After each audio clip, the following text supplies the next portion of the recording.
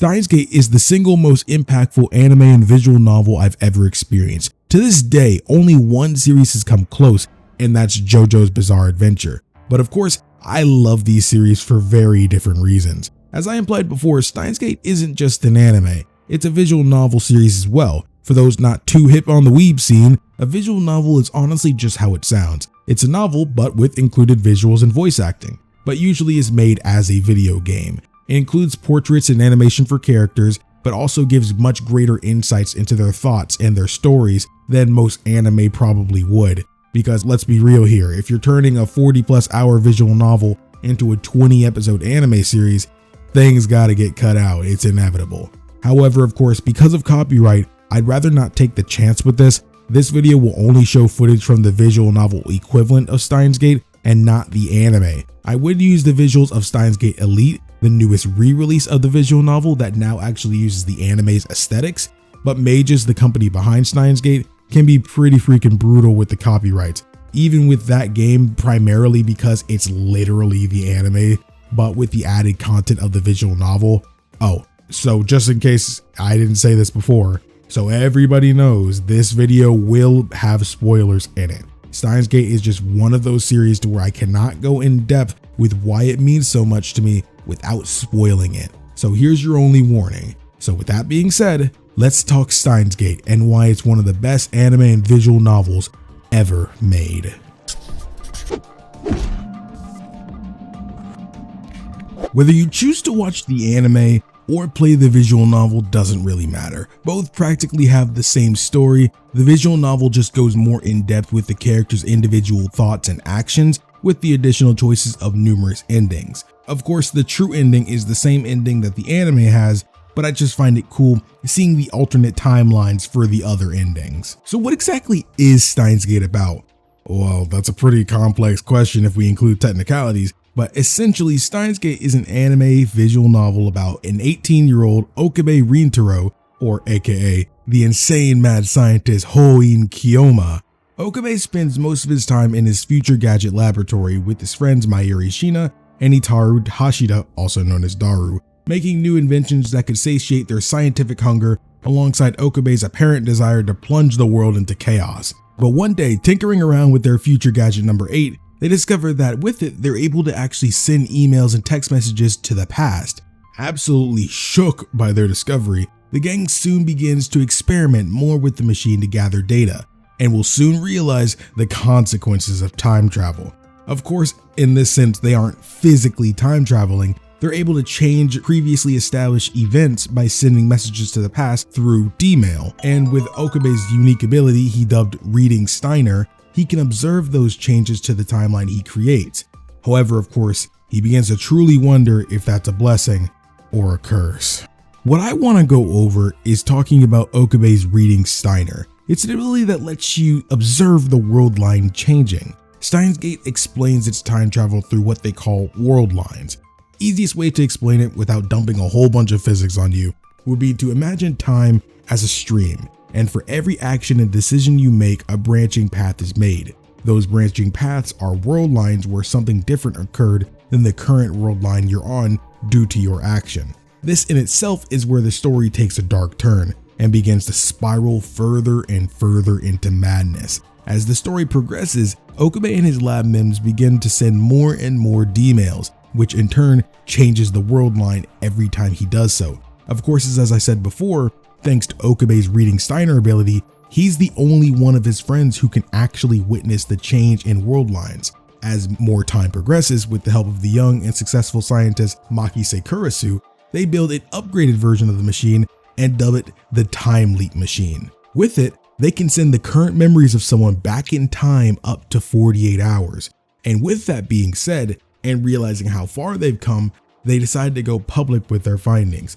But little did they know, everything around them was about to crumble. You see, to understand this next part, it's important to know what's going on behind the scenes. In order to make the Time Leap Machine, they had to hack into CERN, a European research organization with the largest particle physics lab in the world, and take advantage of their Large Hadron Collider, or LHC for short, so they can compress the human memories they digitize, as the volume of those memories is in the terabytes. But in reality, CERN has been aware of the hacking. In fact, they picked up on Okabe's very first accidental D-mail in the first episode, where he sent a message to Daru saying that he had seen Makise Kurisu dead in the radio building. Of course, because Daru's phone was hooked up to Future Gadget number 8, it was sent as a D-mail, causing not only the world line to shift for the first time, but for CERN to pick up on that initial time-traveled message, and they began to keep an eye on them ever since, especially because they've been doing their own time travel research that they've been keeping a secret from the public, which unfortunately involved human experimentation. And when the group decided to go public with their findings, it meant that it was finally time for CERN to act. One night, they stormed into the Future Gadget lab, guns drawn, attempting to take Daru, Kurisu, and Okabe back along with them, alongside the Time Leap machine. In the struggle, Okabe's childhood friend Mayuri Shiina is killed by their traitorous friend Moeka Kiryu, who works for CERN. With the pain now spreading throughout his heart, Okabe is able to fire up the Time Leap machine and go back in time to before this occurred. But this is where the consequences of time travel really set in. As horrible as I'm gonna sound here, this begins to be my favorite part of Steins Gate. Okabe, with the knowledge of what's coming in the future, does the first thing anyone would likely do: attempt to prevent Mayuri dying when CERN comes after them. But time after time, Mayuri keeps dying. The reason for death can be just about anything, whether it's being shot in the head, hit by a car, run over by a train. It doesn't even have to have involvement with CERN anymore. No matter what Okabe tries, she's killed every time, to the point it feels as if the universe itself has called for her death to take place, and it's an inevitable occurrence at this point. Okabe runs and does just about anything he can think of. Hiring a bodyguard, going out of town, going into hiding, it doesn't matter. Each time he fails, he flings himself back into the past to try and prevent it from happening again and again.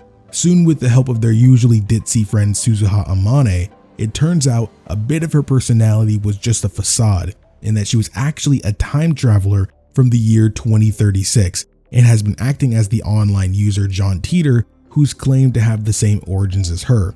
Basically, she's here to stop CERN from taking over the world thanks to their time travel technology, as CERN does end up kidnapping them and forcing them to work on the time machine research.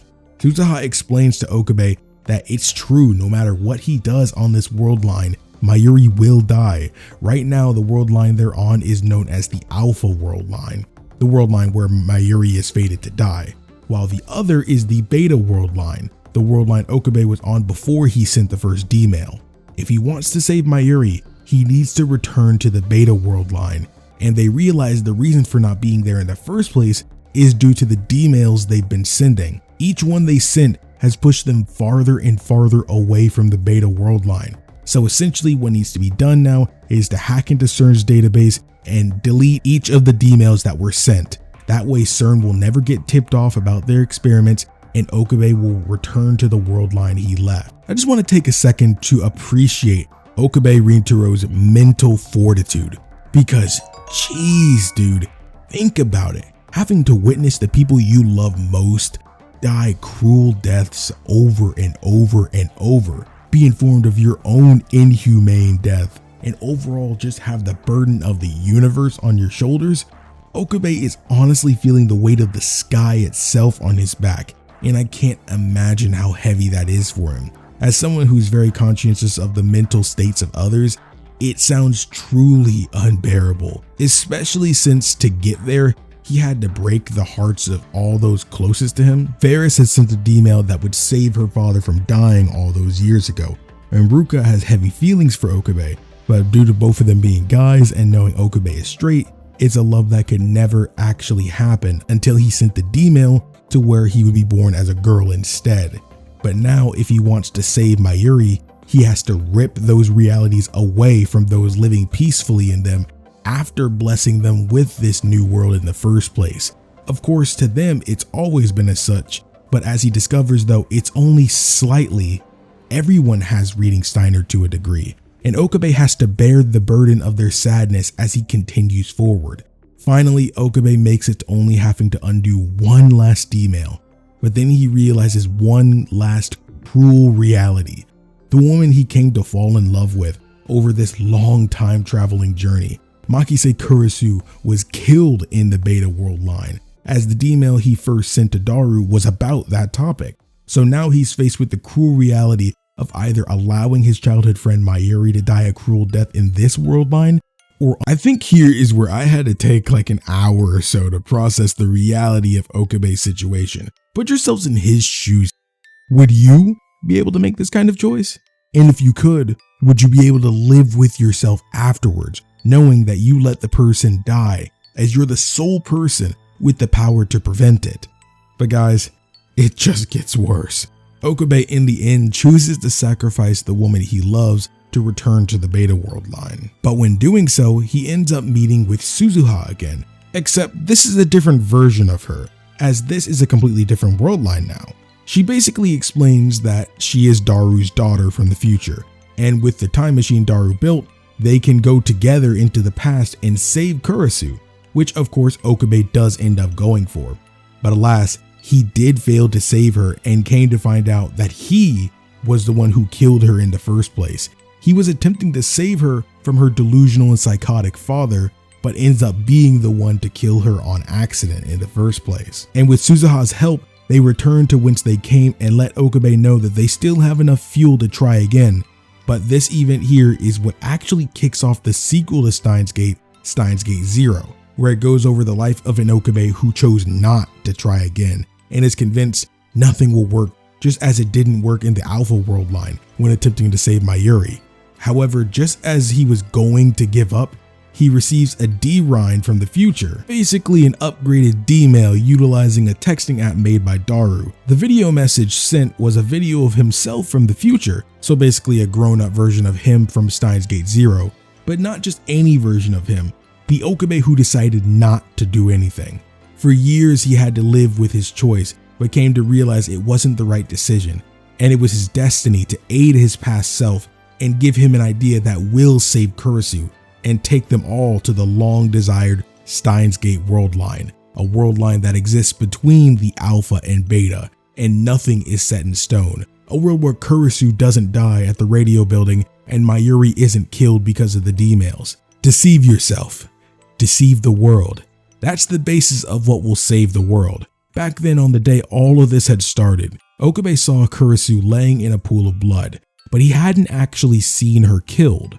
So as long as he can set up to where she just looks like she's been killed but is still technically alive, then that's the key to Steins Gate. And in the end, he ends up successful. He had to stab himself and use his own blood as the pool he sees Kurisu laying in though, and that just proves to be quite dangerous, but it's a worthy sacrifice, as with that, the path of Steins Gate has been opened. The world Okabe worked so hard to reach has finally been found. Steins Gate does exist. Destiny is left up to the person themselves, and the laws of the universe can't do anything about their decisions. I love this story not because of it being dark or concluding happily, mainly just because of the journey itself. When you think of the weight of what Okabe had to go through, seeing Mayuri killed over and over in horrible ways hundreds of times, thousands of times, seeing Suzuha fail in attempt of going back in time and ultimately committing suicide because of her failure, especially because her time machine only got damaged because Okabe stopped her that rainy night instead of letting her continue on with her mission, knowing he had essentially had to re-kill Ferris's father, kill off Ruka's life as a girl to bring her back to being a boy again. Okabe literally found himself stepping on the hearts of everyone around him to save the two people he cared the most about. You can argue reaching Steins Gate would have made the universe as a whole better for everyone, but to be honest, most of his journey he wasn't even thinking about Steins Gate. He mainly just had the objective of saving Mayuri. But regardless, I love Steins Gate. As of right now, I consider it to be my favorite anime and visual novel. I honestly got into this series at the perfect time in life. Hated my job despite how well the channel was going, and I wasn't happy with the content I was making, but honestly, it just changed my life and helped me have a greater appreciation for life itself and the people that I have in it. Though if I'm honest, I do think I enjoy SteinsGate 0 a bit more, as I feel it tells a more in-depth story, but we'll get to that one of these days. This is why I love Steins Gate. It shows perfectly well the horrors of time travel, and honestly, I can't tell you how many times I've watched it. Now, if you'll excuse me, it's time to go cry myself to sleep for the 40th time watching Steins Gate. I just can't help it, the story is so freaking beautiful. Hey everyone, thanks for making it to the end. I had a lot of fun making this one. If you want the Steins Gate 0 video as soon as humanly possible, definitely leave me a like to show you're interested and subscribe with the bell notifications turned on. Also, if you share this video with a friend, I'll love you in every world line. Okay, bye.